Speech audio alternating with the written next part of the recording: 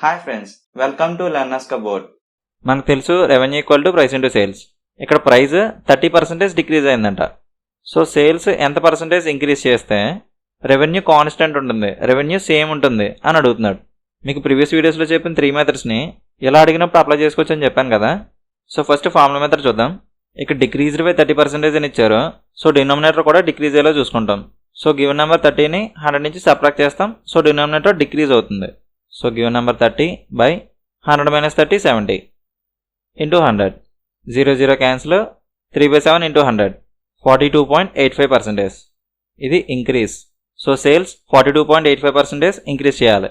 ఇంకో మెథడ్ చూద్దాం. ఇనిషియల్గా 100 ఉండేది అనుకుంటే ప్రైస్ 30% డిక్రీజ్ అవుతుందంట. 100లో 30% 30 డిక్రీజ్ కాబట్టి మైనస్ చేస్తే 100 - 30 70. రెవెన్యూ సేమ్ ఉండాలంటున్నాడు, అంటే మనం బ్యాక్ టు 100 తీసుకెళ్ళిపోవాలి. 70 నుంచి 100 అవుతుంది, ఇంక్రీజ్ అవుతుంది. So percentage increase. డిఫరెన్స్ వచ్చేసి 30 బై 70 నుంచి ఇంక్రీజ్ అవుతుంది. సో ఇక్కడ 70 వస్తుంది ఇంటూ 100. 0 0 క్యాన్సిల్. 3/7 ఇంటూ 100 42.85%. ఇక్కడ వాల్యూ ఇంక్రీజ్ అయింది. So percentage increase. ఇక్కడ కూడా సేల్స్ ఎంత పర్సంటేజ్ ఇంక్రీజ్ చేయాలి అని అడిగారు. సో సేల్స్ 42.85% ఇంక్రీజ్ చేయాలి. ఇక్కడేమో ప్రైస్ 30% డిక్రీజ్ అవ్వడం వల్ల ఎఫెక్ట్. ఇక్కడేమో సేల్స్ 42.85% ఇంక్రీజ్ అవ్వడం వల్ల ఎఫెక్ట్. ఒకసారి ఫాస్ట్గా చేద్దాం. ఇక్కడ డిక్రీజ్డ్ బై 30% అంటున్నారు. సో 30 బై డిక్రీజ్డ్ అంటున్నారు కాబట్టి 30 100 నుంచి సబ్ట్రాక్ట్ చేస్తాం.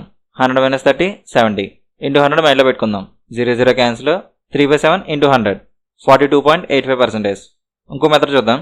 ఇనిషియల్గా 100 అని తీసుకుంటే 30% డిక్రీజ్, అంటే 30 డిక్రీజ్ 70 అవుతుంది. రెవెన్యూ సేమ్ ఉండాలి కాబట్టి బ్యాక్ టు 100 తీసుకెళ్ళిపోతాం. డిఫరెన్స్ 30. 70 నుంచి ఇంక్రీజ్ అవుతుంది కాబట్టి ఇక్కడ 70 వస్తుంది ఇంటూ 100. 0 0 క్యాన్సిల్. 3/7 ఇంటూ 100 42.85%.